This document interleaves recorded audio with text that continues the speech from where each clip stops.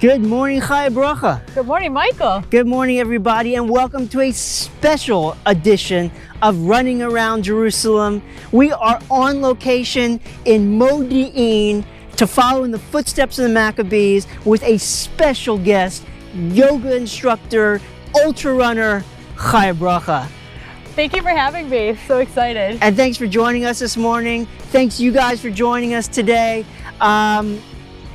You want to know what we've got on tap for today? What are we going to do today? Where are we going? We are going through some of the mountains here around Modi'in, which was the hometown of the Maccabees. Woo! We're going to explore those areas, see the Ayalon Valley, and end up at a special ancient synagogue. Wow.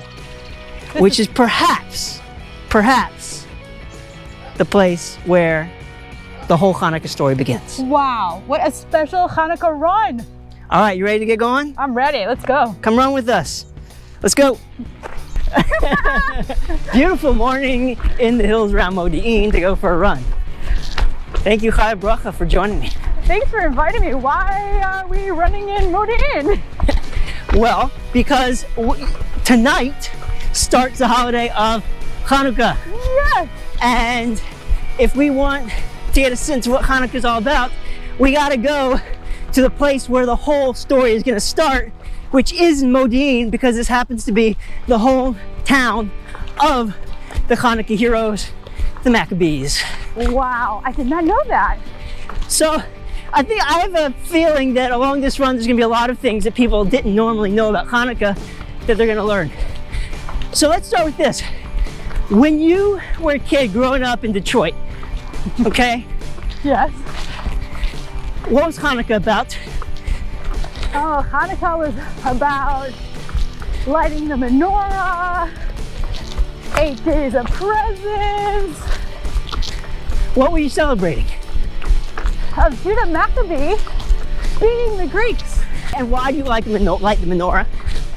Because when the Greeks destroyed the second temple, we only found enough oil to keep the lights burning for 1 day, and it lasted 8. What a miracle. This is the general story that people grew up with kids. What I grew up with as well, right? That Judah Maccabee and his forces, they conquered Jerusalem. They went to go clean up the temple. They needed to light the menorah. So they found one little cruse of oil. There was a miracle, it lasted 8 days. Yeah. Hey, let's eat latkes and spin dreidel. Yeah. Right?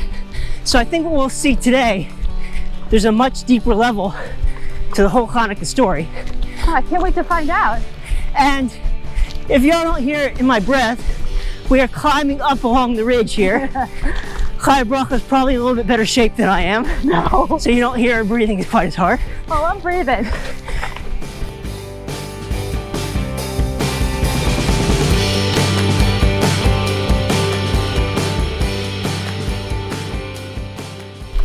So everything that I've learned as a little kid is just one big fat lie? I wouldn't say that. But I would say that the story goes much, much deeper and is much more important than what we as kids were taught.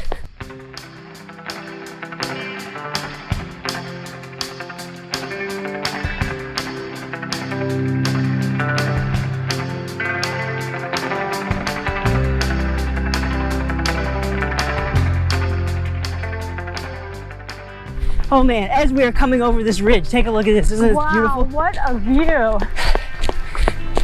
Oh, nice. So as we talk about what this is about, we got to go see this little lookout here, because this is phenomenal view. Oh, cool. Wow. So we're running to pretty much where it all happened, the overlook of it, the overview. Yeah, but what I want to get into is what is it?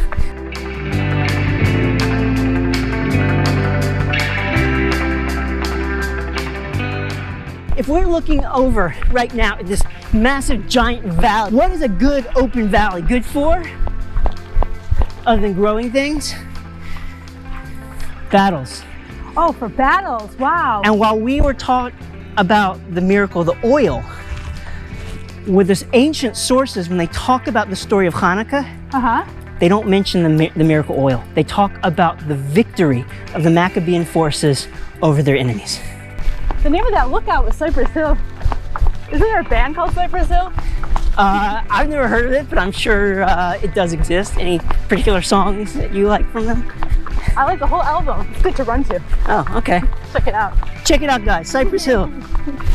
And if we didn't have copyright issues, I'd put it in the video right here. Very nice. Good stuff. So, as we're mentioning, right, that what's the real story of Chanukah about? So the story of the oil only appears in the rabbinic texts, okay, Really? in the Talmud. That's the only spot it mentions it. The book of Maccabees, okay, which is the ancient text that tells us the story of Chanukah. Yeah. And also Josephus, a historian who lived during the Roman period, okay, about 2,000 years ago. They don't talk about the miracle of the oil. They talk about what happened here was the victory of the forces of the Maccabees against the Seleucid Greek army, who was vastly superior and vastly outnumbered the Maccabees, and nonetheless still fell at their hands. Wow, and who are the Maccabees? So it's a good question. Let's start with the names, right? The truth is, the sources don't call them Maccabees. The only person that's called Maccabees is Judah, this famous commander. Okay. And he gets this nickname. It probably means something to do with the hammer, because of his prowess in battle. So wow. much so, by the way, you know anyone who went to West Point Military Academy? I do. You do? Yeah. So ask them about this, because there is a statue of Judah Maccabee, What? the commander of the Jewish forces from this revolt, at West Point. What? And they teach his tactics, his military tactics, to this day in classes at West Point.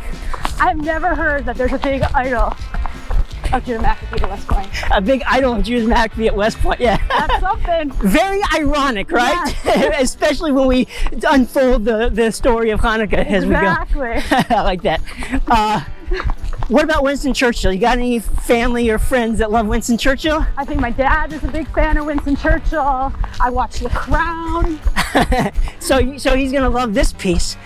Winston Churchill basically revived the words of Judah Maccabee, and like Judah Maccabee's version of the Henry V Agincourt speech. I would never expect Because at Britain's darkest hour in World War II, Churchill gives a speech which is called "Be Ye Men of Valor." And he takes this line directly from Judah Maccabee, who addresses his vastly outnumbered and outgunned forces as they are about to lead an assault on Jerusalem and to recapture Jerusalem and the temple for the Maccabees and their allies. I do not believe it. That's crazy. I'm gonna have to watch The Crown again on that episode with Winston Churchill and see if he quotes Judah Maccabee. That's so cool. So I bring this up because, you know, even the battles are famous in this sense. But let's get the background, right?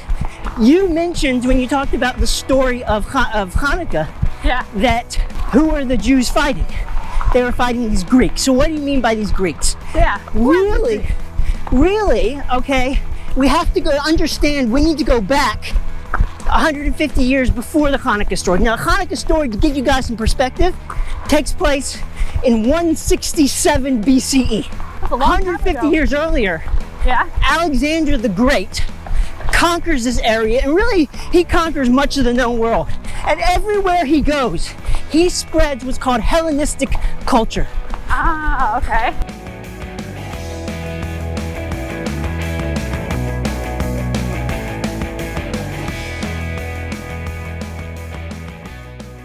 Here, let's cut in here so that we can go up to the ridge.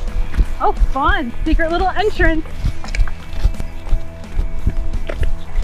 So you're saying that when Alexander the Great is conquering the whole world, he's spreading this culture of Hellenism. What exactly is Hellenism? So first of all, where does the name come from, right? In Greece, the Greek word for Greece is Hellas. So Hellenism is Greek culture, but what does that mean? Essentially, in 5 words, we're talking about organized sports, democracy, philosophy, that type of stuff, okay? And when he dies, his empire is going to split up into pieces, and it's still going to be controlled by basically his generals and their descendants. So you're still talking about Hellenistic empires that are going to rule this whole part of the world, leading up to the time when the Maccabees come on the scene. Wow. And how did that like all happen? Like, how do you go about like conquering the world, and how do you go about prevailing over this big force? So those are 2 different things, right? Alexander conquers the world with an army that uses tactics that the rest of the world had never seen before. So he wins. But how do you defeat the strongest armies in the world? Yeah, exactly. That is a very good question, and that's what brings us to the Maccabees. So when we come up along this ridge, okay, you're going to see the Valley of Ayalon, which is where one of the most important battles of Judah Maccabee takes place. Now, we've talked a little bit West Point, Churchill, so I want to go into the tactics just a little bit and how he does this. Yeah, that's pretty powerful. Judah Maccabee and the Maccabees realized that if they try to fight the Greek forces in an open warfare, head to head, they're going to lose. So they basically use guerrilla warfare.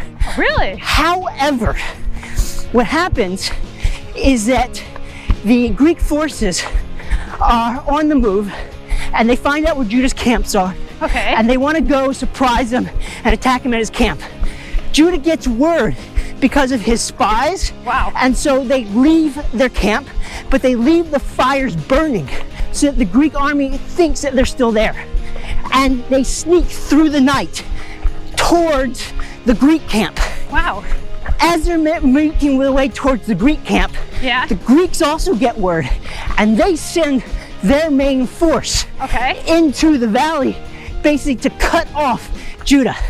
Now, Judah has a small force that's still going towards the Greek camp, and he realizes he's going to have to do open battle with the Greek army, which is exactly what he didn't want to do. Oh my God.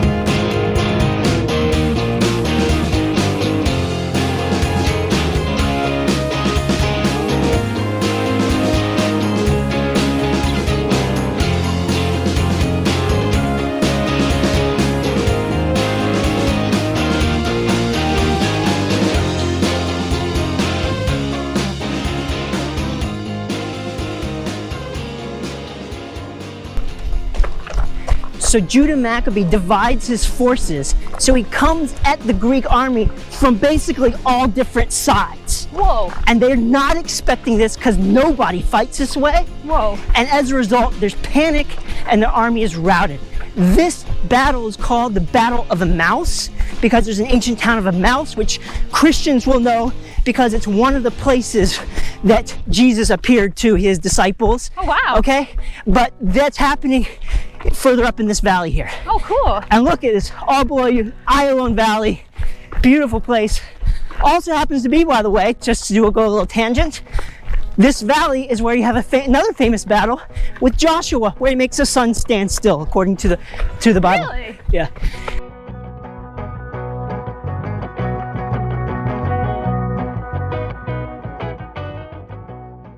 This is so this is the hills. This is where this is happening. This is where the weak are overcoming the strong, the few overcoming the many. Wow. The whole idea of this being the miracle of Chanukah that we talked about. And from here, Judah Maccabee is going to go. They're going to take Jerusalem. They're going to retake the temple. They're going to clean it up, and then you get the whole story of the oil and the miracle. But the other thing I want to mention here, this is not a one and done battle. When Judah takes Jerusalem at the very beginning of the war is going to rage for another 20 years. 20 years? And in fact, they're going to lose Jerusalem and not get it back until later as well. So This Wow. is a long, drawn-out war. Some of the highlights with Judah is just the very beginning. Judah actually is going to get killed not that long after these battles, and his different brothers are they're going to take over, ultimately until you get to the year 143, when Simon is going to take over, and finally that's when the war is going to end, and you're going to have an independent Jewish kingdom here in the land of Israel, which is actually the last time we had an independent kingdom here, or Jewish sovereignty over this land, until modern times. Wow, 20 years? 20-year battle.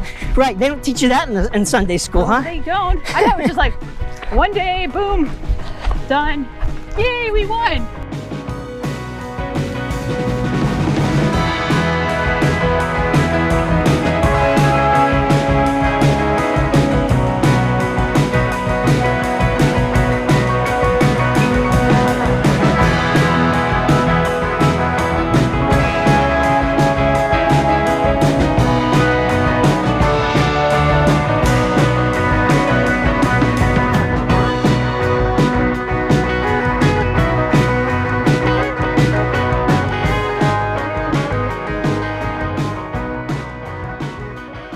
Wow, this is an amazing view, amazing trail. So nice to get out of Jerusalem, have a little running field trip here. You got Modi'in to your right, you got the Ayalon Valley to the left, beautiful ridge. Wow, wow. So I was just thinking before, what you were talking about, Hellenistic culture, you described it as organized sport, philosophy, democracy. I don't see what's so bad about those things. You're right. I mean, here we are as runners. Okay. Yeah. We have definitely embraced Hellenism to some extent. To some extent, I guess. And I'm so glad you said that, because when we think about this general picture of the Chanukah story as kids, it's very black and white. Yeah. It's good versus evil. Yeah. The Jews versus the Hellenists. Yeah. But that cannot be what happened. In fact, we know that's not what happened for a number of reasons. And you have to imagine that there were heated debates with the Maccabees, okay? Mattiyahu, who was the father, his 5 sons, including Judah and Simon and others, sitting around at the main public gathering place in their little town of Modi'in, with like benches around the outside where everyone can see each other and have this heated conversation, okay? Like with open? the pillars holding up the roof on the side of one of these mountains here, having these debates about, are we going to embrace this culture or are we going to shirk it off?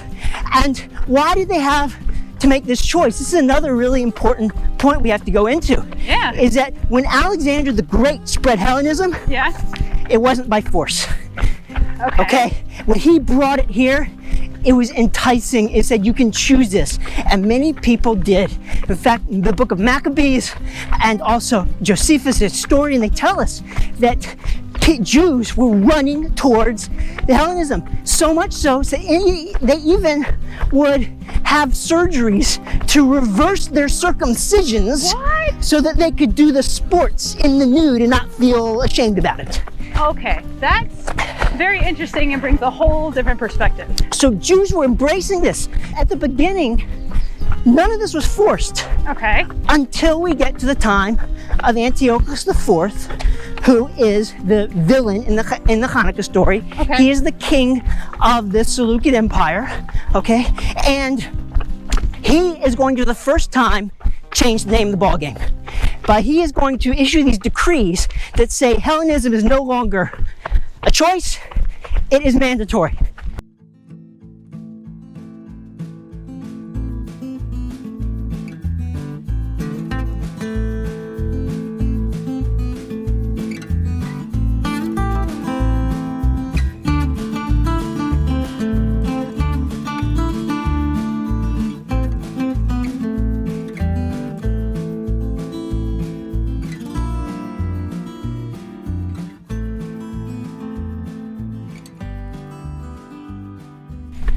And what do you think the Jewish reaction was to this? I don't want to die, or I believe in Judaism, and heck, heck no, we won't take it anymore. So what you're saying right there is the view of the Maccabees, who were at their time probably seen as extremists. Wow. Because think about it this way, for 150 years, Hellenism had been infiltrating and been this culture seeping into Judea. People accepted it. I think of it this way, I'm from America, right? The US. Yeah. And I'm very Americanized in many ways. Okay, For sure. and I identified as with American culture. Yes. And my family has been there less than 150 years. They came, about 100 years ago, 120 years ago. And think of how much American culture has seeped into me. Totally, for me too. Yes. After 150 years, Oh, that's longer either. people are like, well, what's the choice here? Organized sports, philosophy, democracy, or Yeah. this old Judaism thing? That's an easy choice for me. For sure. I totally get that. But that leads us to the second part of your question, in a way, which is, so what's so bad about it? The Maccabees felt they had to revolt against it. And part of it has to do with, not the surface level things, but the more deeper things. Okay? The idea that there is one God Yes. who runs the world, who is a loving God, Yes. and who cares about the people and is involved in our lives. That is not the view of Hellenism or the paganism. If you look at the pagan gods, the Greek gods, they're all essentially humanoid, except with superpowers. Right. They're immortal, or they're super strong, or they're super beautiful. And what do you see the gods doing in Hellenistic stories? They're sexual immorality, Yes. taking this girl, raping that girl. Yes. Okay, warlike. Who's gonna be the strongest? Who's a hero? Someone who defeats everybody on the battlefield. Okay, might makes right. Okay, so these are some of the ideas, okay, that really were at the heart of Hellenism. So on the surface, there's great things to take from it. The pursuit of wisdom, right? The ideas of literature and beauty and democracy. But what's governing all that stuff? So the Greeks, Chaos, immorality.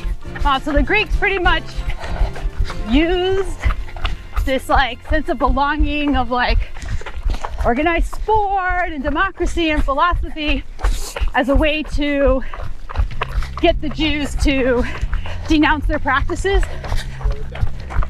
Well, I don't think it's like that calculated type thing. Okay. Okay? And I don't think they necessarily think of it as, we are really evil and we have these good hooks to get people to us. It just evolved that way. I think that there's just no central guiding principle. Okay? The idea, if you look at the creation stories, okay, of the different paganist religions, everything comes out of chaos. Okay? Yeah. With Judaism and our creation story, there is a set order to things. The idea is that there is a loving and orderly God that is running the world. That the natural godly forces are not in conflict with each other, but in harmony with each other. Okay. That man is not there to be some type of servant or slave or sidekick of the gods, Right. but man is there supposed to rule in a way that is ethical and godlike, and that we are in the image of God so that life is precious. It says in the book of Genesis that man is created in the image of God. That means all human beings are holy. Life is precious.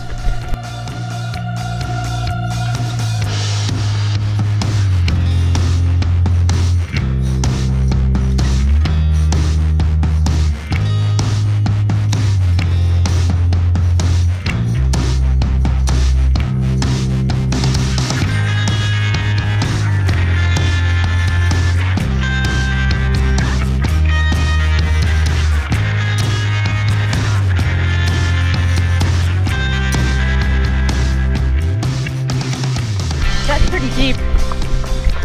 Speaking of deep, Chanukah gets me thinking about deep fried latkes, deep fried donuts, lots of oil, Where does this whole oil thing come into play with the Chanukah story? Right, because we've been talking about the revolt so much, right? And the battles that are going on. It really has to do with the historical developments of what's happening in the Jewish world. Because we talk about that the Maccabees are successful in the revolt and they set up a Jewish kingdom. But here's the thing, within a generation, they become the very people they were fighting against. And you can see it in the names. Wow. The next generation of rulers after Simon, John Hyrcanus, Aristobulus. Hyrcanus, Aristobulus, are these Jewish names? Not at all. No, they're Greek names. So, I always wondered about that. Whoa! Holy cow!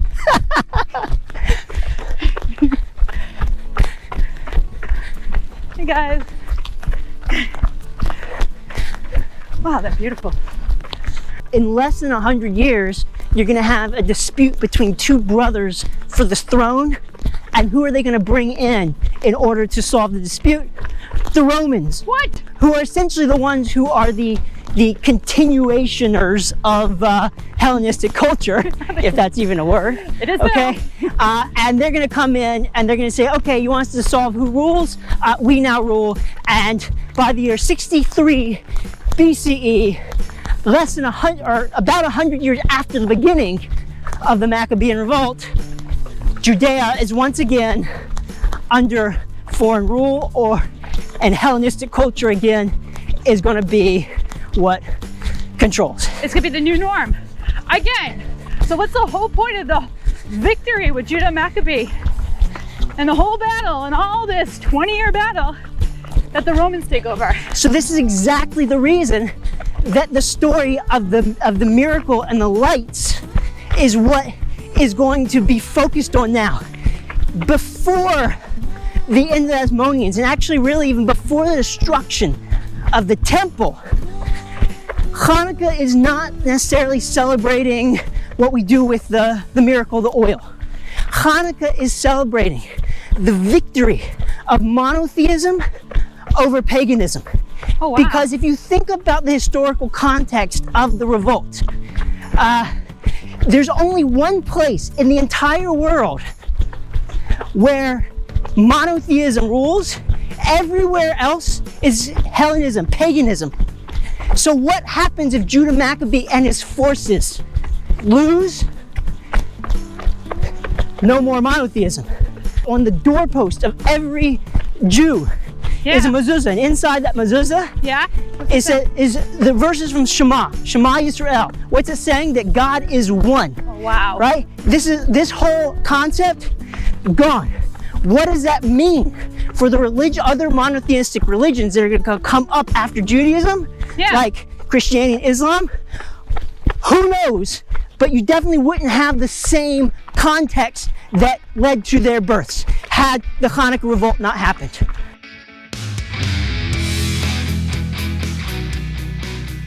Beginnings, you have this triumph of monotheism, or even more specifically, ethical monotheism over paganism. The concept of family values, that life is sacred, that there's a loving God that controls the world.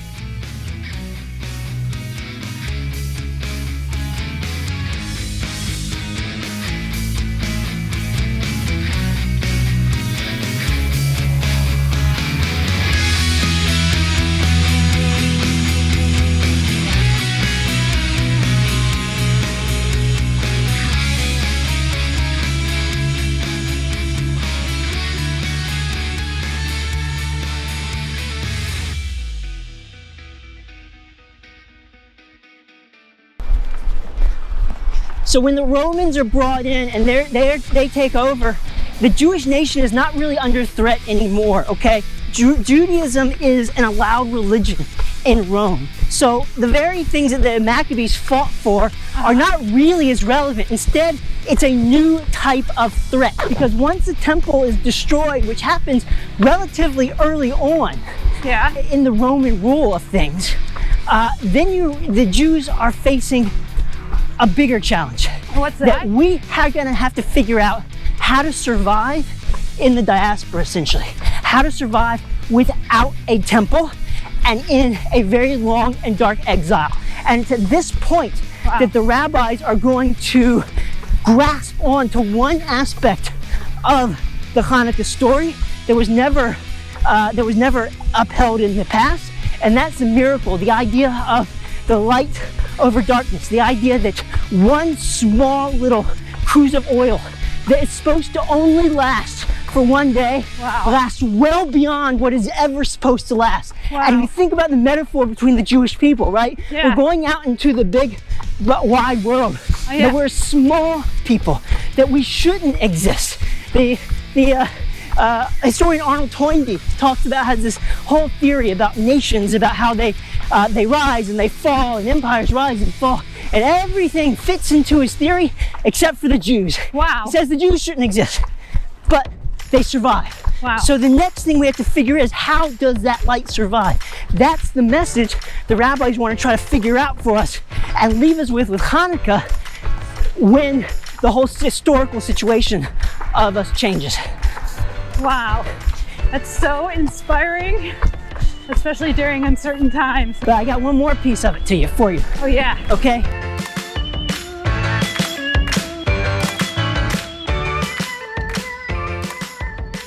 Where do you light the Chanukah menorah? Inside, but outdoors if you can. So here you go.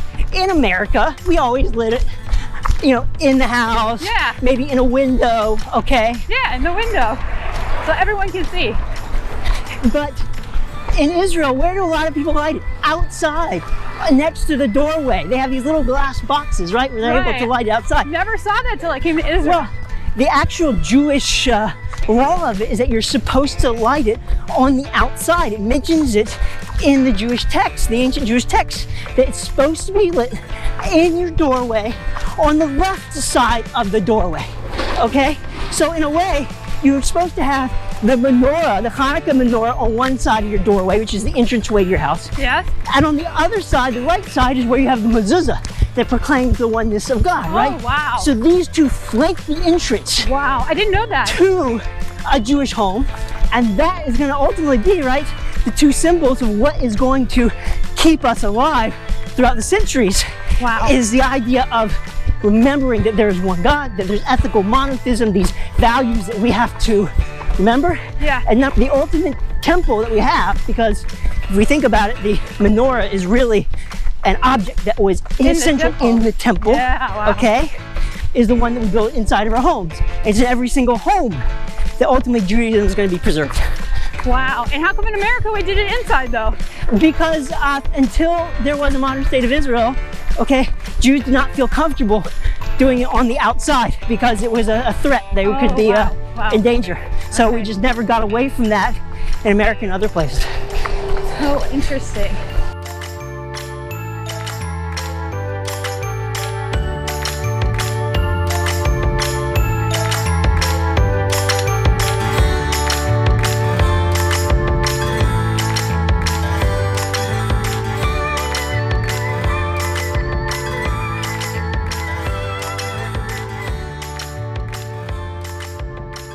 I'm really trying to wrap my head around this 2,000 years ago and this revolt and how it contributes to the modern state of Israel. Like, here we are running and talking about it. Pretty cool. I mean, I try to think about that, we're talking about these decisions that the Jewish leadership and the rabbis are making 2,000 years ago about what are we going to decide now that's going to ensure our survival for the future, right? It's pretty amazing, because we can testify that, hey, whatever they thought about, it actually worked, because we're here and we're in this new neighborhood in this town of Modi'in, running through this little playground here. Beautiful. Where, I know I'm raising my children, you're raising your daughter here. It's pretty amazing. Pretty cool.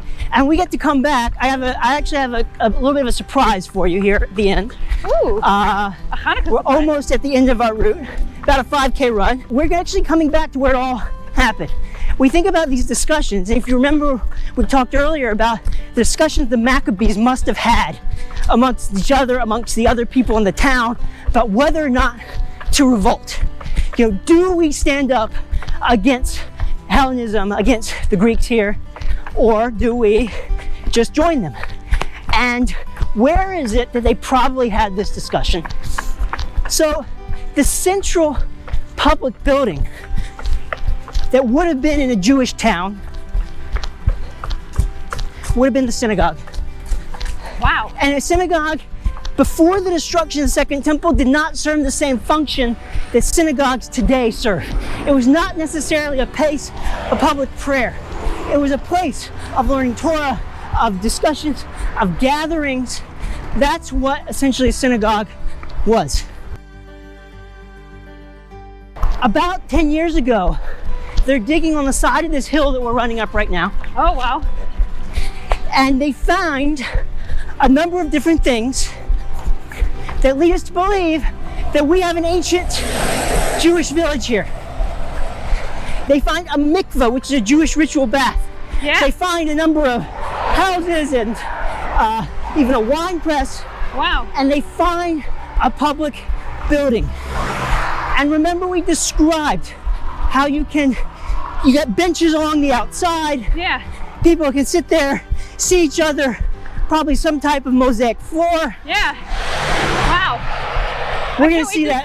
We're going to see that in a moment. Not only that, the first layer they dig at, they date based on pottery and coins to the Talmudic period. We're talking about 1600 years ago. They remove that layer.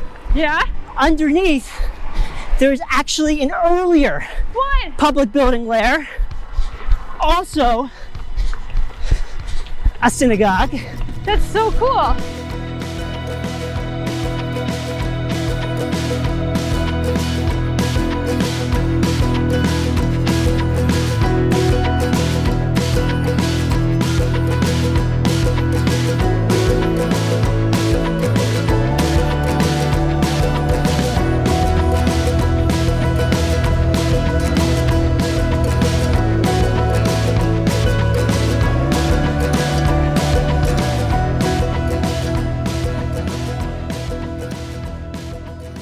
They're digging at this public building, and underneath they find another layer that is clearly a public building. And based on the coins and pottery, they can date it to the Hasmonean period. Oh, that's awesome. Which means that if this is indeed the synagogue, not only is this the synagogue that would have been there at the time of the Maccabees, it's also the oldest synagogue we have ever found anywhere in the world. Oh, this is so awesome. I can't wait to see it. And here we go.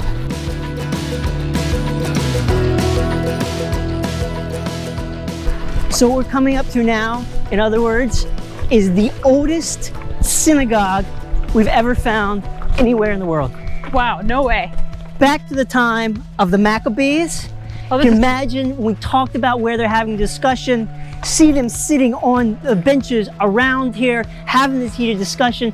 It reminds me of something that the archaeologist Yigal Yadin said. He was a famous Israeli archaeologist. When he was digging up a different site, he says, here I am digging up the camps of the ancient Romans, and there's nothing left of the Romans today except for a pile of stones here and there. Yet here I am, 1900 years later, I get to come back and pick up the belongings that my ancestors left behind. And here we are, we talk about the Chanukah story, and we talk about the Maccabees and the revolt, and we talk about the Chanukah lights. This is where it all began. This is it. Pretty amazing. Wow, super special. Thanks for joining me today for this run. Thank you so much for inviting me. This was amazing. So thanks you guys also for joining us on this special Chanukah edition of Running Around Jerusalem. Don't forget to subscribe, check us out on social media, and we'll see you next time, Running Around Jerusalem.